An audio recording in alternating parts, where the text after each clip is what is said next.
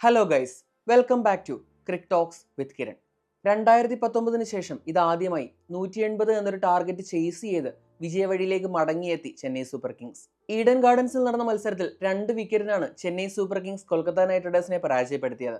ഈ പരാജയത്തോടെ KKRന്റെ play off പ്രവേശനവും തുലാസിലായി എന്ന് തന്നെ പറയാം.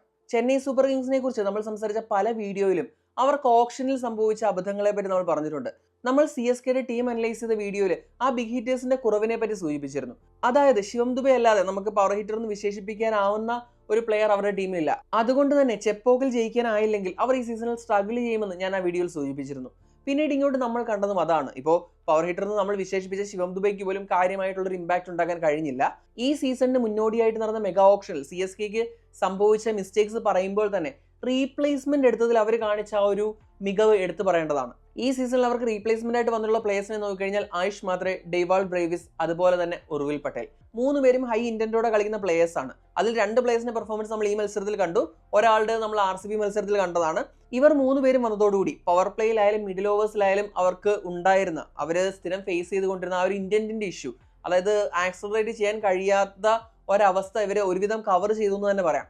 ഈ സീസണിൽ അതിൽ കാര്യമായിട്ടുള്ള ഇമ്പാക്ട് ഇല്ലെങ്കിലും അടുത്ത സീസണിലേക്ക് നോക്കിക്കഴിഞ്ഞാൽ ഋതുരാജ് ഗെയ്ക്വാദ് പരിക്കുമാറി തിരിച്ചു വരുന്നതോടെ ഋതുരാജ്, ആയുഷ് മാത്രേ, ഉർവിൽ പട്ടേൽ, ഡെയ്വാൾ ബ്രേവിസ് എന്ന രീതിയിൽ ഒരു ടോപ്പ് 4 ഇവർക്ക് കിട്ടും. അപ്പോൾ നമ്മളിപ്പം ഒരാളുടെ കുറ്റം പറയുമ്പോൾ അത് കഴിഞ്ഞിട്ട് അവർ ആ റീപ്ലേസ്മെന്റിൽ കാണിച്ച ആ ഒരു മികവൂടെ എടുത്തു പറയേണ്ടതുണ്ട്. കാരണം പോസിറ്റീവ്സ് നമ്മൾ ചൂണ്ടിക്കാണിക്കണം. അതുകൊണ്ടാണ് ഈ വീഡിയോയുടെ തുടക്കത്തിൽ തന്നെ ഞാനത് പറഞ്ഞത്. ഇനി മത്സരത്തിലേക്ക് പോവുകയാണെങ്കിൽ ടോസ് നേടിയ Kolkata night Riders captain Ajinkya Rahane batting ആണ് തിരഞ്ഞെടുത്തത്. ഇപ്പോൾ നമ്മൾ ആ മാച്ച് പ്രിവ്യൂ വീഡിയോയിൽ പറഞ്ഞിട്ടുണ്ടായിരുന്നു, ഈ സീസണിൽ ഈഡൻ ഗാർഡൻസിൽ കംപ്ലീറ്റ് ആയ 5 മത്സരങ്ങളിൽ 4ലും ജയിച്ചത് ആദ്യം ബാറ്റ് ചെയ്തവരാണ്.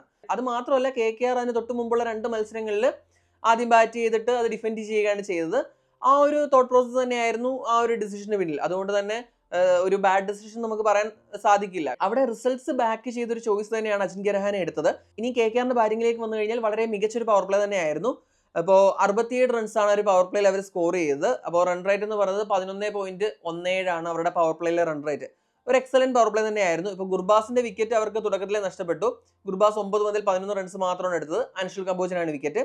അത് കഴിഞ്ഞ് അജിൻക്യ രഹാനെ സുനിൽ നായരൊപ്പം ചേർന്നതോടെ അവർ ആ ഒരു പവർ പ്ലേ പ്രൊഡക്റ്റീവായിട്ട് മാറ്റി. ഇവിടെ ചെന്നൈ സൂപ്പർ കിങ്സിന്റെ ഫീൽഡിങ് എടുത്തു പറയേണ്ടതാണ്. ഇപ്പോൾ രഹാനയുടെ ഒരു ക്യാച്ച് ഡ്രോപ്പ് ചെയ്തു, 10 ആ ക്യാച്ച് കളഞ്ഞത്. ഈ സീസൺ ആ തുടക്കം തൊട്ട് ഇങ്ങോട്ട് നോക്കിയാൽ ക്യാച്ചിങ് വൈസ് വളരെ മോശമാണ് CSK. ഇപ്പോൾ ഏറ്റവും കൂടുതൽ ക്യാച്ച് ഡ്രോപ്പ് ചെയ്ത ടീം എന്ന് പറയുന്നത് CSKയും RRും ആണ്. അവർ തന്നെയാണ് പോയിന്റ് ടേബിളിൽ അവസാന സ്ഥാനങ്ങളിലുള്ളത്. അപ്പോൾ ക്യാച്ചസ് ഇൻ മാച്ചസ് എന്നാണ് നമ്മൾ പറയുന്നത്. അപ്പോൾ ഈ മത്സരത്തിലും ഒന്നിൽ കൂടുതൽ ഡ്രോപ്പ് CSKയുടെ ഭാഗത്തു നിന്ന് വന്നു. ഇനി മിഡിൽ ഫേസിലേക്ക് തിരിച്ചു വന്നു കഴിഞ്ഞാൽ അവരുടെ സ്പിന്നേഴ്സിലൂടെ KKRനെ വരിഞ്ഞു മുറുക്കുന്ന കാഴ്ചയാണ് നമ്മൾ കണ്ടത്. അശ്വിൻ ഈ മത്സരത്തിൽ ടീമിലേക്ക് തിരിച്ചെത്തി. പവർ പ്ലേയിൽ എറിഞ്ഞ ഓവറിൽ അശ്വിനെ അറ്റാക്ക് ചെയ്തെങ്കിലും പവർ പ്ലേ കഴിഞ്ഞിട്ട് വന്ന ആദ്യ ഓവറിൽ തന്നെ വെറും 2 റൺസുമായിട്ട് CSK സ്ക്യൂസ് ചെയ്യാൻ തുടങ്ങി. പിന്നീട് ഇങ്ങോട്ട് നൂർ അഹമ്മദ് എക്സലന്റ് ആയിട്ടാണ് ബോൾ ചെയ്തത്. ഇപ്പോൾ നൂർ അഹമ്മദ് സീസൺ തുടങ്ങിയത് തന്നെ നല്ല ഫോമിലാണ്. പിന്നീട് ഇടയ്ക്ക് ഒന്ന് ഫോം ഡിപ്പായെങ്കിലും പിന്നീട് കഴിഞ്ഞ RCB മത്സരത്തോടെ തിരിച്ച് ഫോമിലേക്ക് വരുന്ന കാഴ്ചയാണ് നമ്മൾ കണ്ടത്. ഈ സീസണിൽ ഇപ്പോൾ ഓൾറെഡി 20 വിക്കറ്റ് നൂർ അഹമ്മദ് വീഴ്ത്തി കഴിഞ്ഞു. അതിൽ 4 ഇന്നലെയാണ്. അത് മാത്രമല്ല ജഡേജയും നന്നായിട്ടാണ് ബോൾ ചെയ്തത്. അപ്പോൾ ഇവർ ഈ 3 പേര് ഇൻ ടാൻഡം ബോൾ ചെയ്തിട്ട് ആ ഒരു മിഡിൽ ഫേസ് CSKക്ക് അനുകൂലമാക്കി. ആ ഒരു മിഡിൽ ഫേസിൽ 57 റൺസാണ് KKRന് സ്കോർ ചെയ്യാൻ കഴിഞ്ഞത്. റൺ റേറ്റ് 6.33 മാത്രമാണ്. 3 വിക്കറ്റും അവർക്ക് നഷ്ടപ്പെട്ടു. ഇനി ഡെത്ത് ഓവേഴ്സിലേക്ക് വന്നു കഴിഞ്ഞാൽ വീണ്ടും ആന്ധ്ര റസൽ. ഇപ്പോൾ ആന്ധ്ര റസൽ ഫോമിലേക്ക് തിരികെ വന്ന അവർക്ക് ഏറ്റവും വലിയ പോസിറ്റീവ് ആണെന്ന് ഞാൻ പറഞ്ഞിരുന്നു. ഇന്നലെ ആന്ധ്ര റസൽ നല്ലൊരു ഇന്നിങ്സ് തന്നെയാണ് കളിച്ചത്. 21 മുതൽ 38 റൺസ് റസൽ എടുത്തു. പക്ഷേ കഴിഞ്ഞ മത്സരത്തെ പോലെ റസലിന് ഡെത്ത് ഓവേഴ്സിൽ അങ്ങോട്ട് എക്സ്പ്ലോർ ചെയ്യാൻ കഴിഞ്ഞില്ല. കാരണം 17ാമത്തെ ഓവറിൽ തന്നെ നൂർ അഹമ്മദ് റസലിനെ പുറത്താക്കുകയാണ് ഉണ്ടായത്. അത് കഴിഞ്ഞിട്ട് പിന്നീട് മനീഷ് പാണ്ഡെ 28 മുതൽ 36. തുടക്കം സ്ട്രഗ്ലിംഗ് ആയിരുന്നു. അവസാനം ഒരു 6 ഒരു 4 അടിക്കാൻ കഴിഞ്ഞെങ്കിലും മൊത്തത്തിൽ നോക്കിയാൽ ഒരു ഇമ്പാക്ട്ഫുൾ ഇന്നിങ്സ് അല്ല. റിങ്കു സിംഗിനായാലും പിന്നീട് വന്ന രമൺദീപ് സിംഗിനായാലും കാര്യമായിട്ടൊന്നും ചെയ്യാൻ കഴിഞ്ഞില്ല. അപ്പോൾ അങ്ങനെ വന്നപ്പോഴേക്കും അവർക്ക് 179 റൺസാണ് സ്കോർ ചെയ്യാനായത്. ഒരു പാർ സ്കോർ അല്ല. ഇപ്പോൾ ഈ സീസണിൽ ഈഡൻ ഗാർഡൻസ് ലിസ്റ്റ് നോക്കിക്കഴിഞ്ഞാൽ ഒരു 200 റൺസ് ഉണ്ടെങ്കിൽ അത് ഡിഫെൻഡ് ചെയ്യാൻ പറ്റും. ആവറേജ് ഫസ്റ്റ് ഇന്നിംഗ് സ്കോർ എന്ന് പറയുന്നത് 203 ആണ്. അപ്പോൾ പാർ സ്കോറിനേക്കാൾ ഒരു 20 റൺസ് താഴെയാണ് അവർ സ്കോർ ചെയ്തത്. അപ്പോൾ ഞാൻ പറഞ്ഞതുപോലെ 180 ആയിരുന്നു CSKയുടെ വിജയലക്ഷ്യം. ഈ 180 എന്ന് പറയുന്ന സ്കോർ 2019 ശേഷം CSK ചേസ് ചെയ്തിട്ടില്ല. ഇവരുടെ ചേസിലേക്ക് വന്നു കഴിഞ്ഞാൽ ഷെയ്ഖ് റഷീദിന് പകരം അവർ ഉർവിൽ പട്ടേലിനെ ടീമിൽ ആഡ് ചെയ്തു. ഇന്നത്തെ മത്സരത്തിൽ വളരെ എക്സലന്റ് ആയിട്ട് ഒരു ഷോർട്ട് ഇന്നിങ്സ് ആണെങ്കിലും വളരെ വളരെ എക്സ്പ്ലോസീവ് ആയിട്ടുള്ള ഇന്നിങ്സ് ആണ് ഉർവിൽ പട്ടേൽ കളിച്ചത്. ഇപ്പോൾ കഴിഞ്ഞ മത്സരത്തിൽ അവരുടെ ഹീറോയെ ആയുഷ് മാത്രയ്ക്ക് ഇന്നൊന്നും കാര്യമായിട്ട് ചെയ്യാൻ കഴിഞ്ഞില്ല. വൈഭവ് അറോറയുടെ പന്തിൽ പുറത്തായി, റൺസ് ഒന്നും എടുക്കാൻ കഴിഞ്ഞില്ല. അതുപോലെ തന്നെ ടീമിലേക്ക് തിരിച്ചെത്തിയ ഡെവൻ കോൺവേ ആണ് ആയുഷിന്റെ കൂടെ ഓപ്പൺ ചെയ്തത്. ഡെവൻ കോൺവേ ഡക്കിനാണ് പോയത്. ഇപ്പോൾ 2 പേരും റൺസ് ഒന്നും എടുക്കാനാവാതെ മടങ്ങിയെങ്കിലും ഉർവിൽ പട്ടേൽ 11 പന്തിൽ 31, അതായത് പവർ പ്ലേയിൽ ആ ഒരു എക്സ്പ്ലോസീവ് സ്റ്റാർട്ട് കൊടുക്കാൻ ഉർവിലിനായി. ഹർഷിത് റാണ എറിഞ്ഞ മൂന്നാമത്തെ ഓവറിൽ തന്നെ ഉർവിൽ പട്ടേൽ പുറത്തായി. എങ്കിലും അപ്പോഴേക്കും ഒരു 37 റൺസ്, ഒരു നല്ല സ്റ്റാർട്ട് കിട്ടിയിരുന്നു. പിന്നീട് 2 വിക്കറ്റുകൾ കൂടി CSKക്ക് ഈ ഫേസിൽ നഷ്ടമായി. 4-ാം നമ്പറിൽ ഇറങ്ങി അശ്വിൻ പുറത്തായി. അതുപോലെ ജഡേജ വന്നിട്ട് നല്ല അറ്റാക്കിംഗ് രീതിയിൽ തന്നെയാണ്, കഴിഞ്ഞ മത്സരത്തിൽ എവിടെ നിർത്തിയോ അവിടെ നിന്ന് തന്നെയാണ് ജഡേജ സ്റ്റാർട്ട് ചെയ്തത്. ഒരു റിഫ്രഷിംഗ് ആയിട്ടുള്ള ഒരു അറ്റാക്കിംഗ് അപ്രോച്ച് ആയിരുന്നു. എന്നാൽ പവർ പ്ലേയിൽ തന്നെ വരുൺ ചക്രവർത്തിയുടെ പന്തിൽ പുറത്താവുകയാണ് ചെയ്തത്.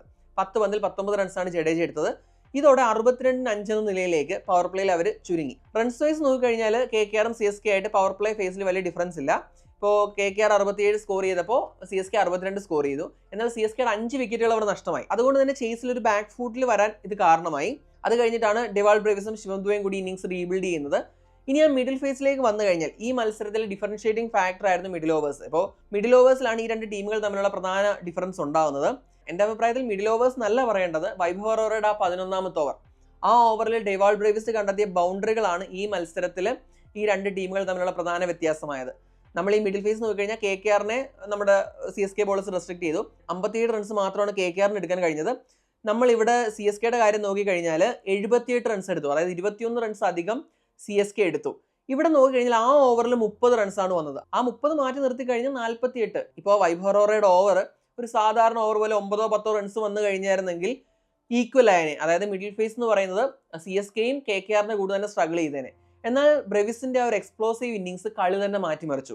ആ ഒരു ഓവർ വന്നു കഴിഞ്ഞതോടുകൂടി പിന്നീട് CSKക്ക് ആ ഒരു പ്രഷർ ഇല്ലാതായി. അതായത് ഓരോ ഓവറിൽ ഒരു 4 or 6 ഒക്കെ എങ്ങനെയെങ്കിലും അടിച്ചു കഴിഞ്ഞാൽ, അല്ലെങ്കിൽ ഇനി ഇപ്പോൾ അവരുടെ മെയിൻ സ്പിന്നേഴ്സായ വരുൺ ചക്രവർത്തിയെ സുനിൽ നരേനെ അറ്റാക്ക് ചെയ്തില്ലെങ്കിലും ബാക്കി ഓവറിൽ കവർ ചെയ്യാനാവുന്ന റൺസ് മാത്രമേ അവർക്ക് ബാക്കി എടുക്കാനുണ്ടായിരുന്നുള്ളൂ. അപ്പോൾ ആ ഒരു ഓവറാണ് ടേണിംഗ് പോയിന്റ്. ബ്രെവിസിന്റെ എക്സലന്റ് ഇന്നിങ്സ് ആയിരുന്നു. 25 പന്തിൽ 52 റൺസാണ് ബ്രെവിസ് എടുത്തത്. അത് കഴിഞ്ഞിട്ട് ശിവം ദുബെ തുടക്കം നല്ല കോഷ്യസ് ആയിട്ടാണ് കളിച്ചത്, ഒരു ആങ്കർ റോളാണ് കളിച്ചത്. ഇപ്പോൾ ശിവം ദുബെയുടെ ഇന്നിങ്സ് നോക്കിക്കഴിഞ്ഞാൽ 40 പന്തിൽ 45 റൺസാണ് ശിവം ദുബെ എടുത്തത്. അപ്പോൾ അവസാന നിമിഷം വേണ്ട ബൗണ്ടറികൾ കണ്ടെത്താൻ ശിവം ദുബെക്കായി. അത് കഴിഞ്ഞ് MS ധോണി 17 പന്തിൽ 18. ഇപ്പോൾ ധോണിയുടെ കാര്യം പറഞ്ഞാൽ ധോണിയും അറ്റാക്ക് ചെയ്യാനായിട്ടൊന്നും മുതിർന്നില്ല.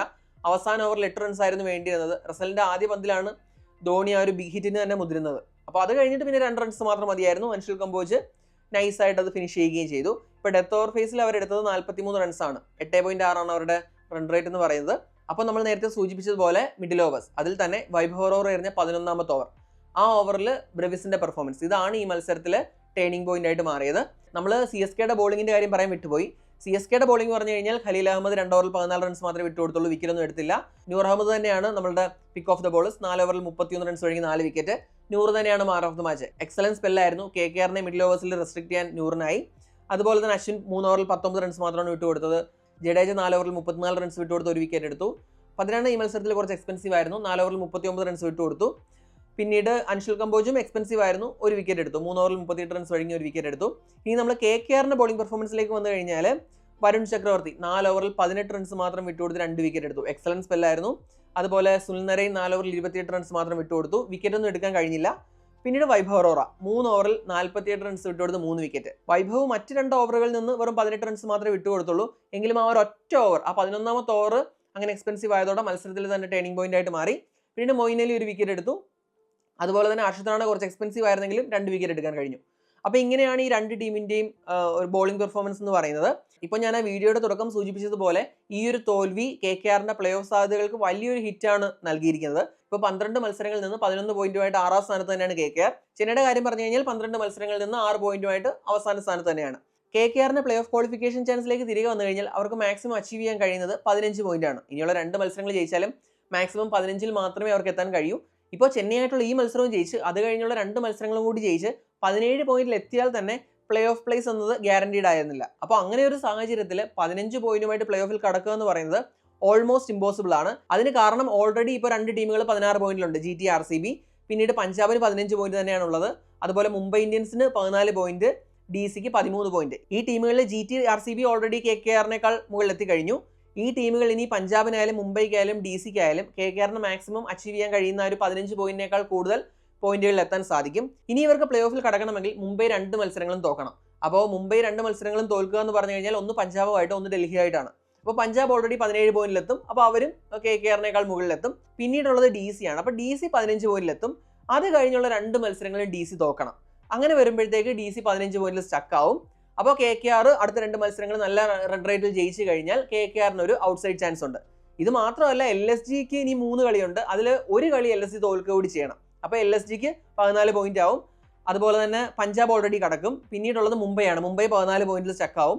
DCയും KKRും 15 പോയിന്റിലൊരു ടൈ വരും. അവിടെ നെറ്റ് റൺ റേറ്റ് വെച്ചിട്ട് KKRന് അവരെ മറികടക്കേണ്ടി വരും. ഇതൊരു വളരെ റെയർ ചാൻസ് ആണ്. ഇത് സംഭവിക്കാൻ 99% സാധ്യതയില്ല. അപ്പോൾ KKRന്റെ ഈ സീസൺ ഓൾമോസ്റ്റ് കഴിഞ്ഞു എന്ന് തന്നെ പറയാം. എന്താണ് ഈ മത്സരത്തെക്കുറിച്ചുള്ള നിങ്ങളുടെ അഭിപ്രായം? കമന്റ് ചെയ്യുക. അടുത്തൊരു വീഡിയോയുമായി ഉടൻ തന്നെ കാണാം. Thanks for watching cric talks with Kiran.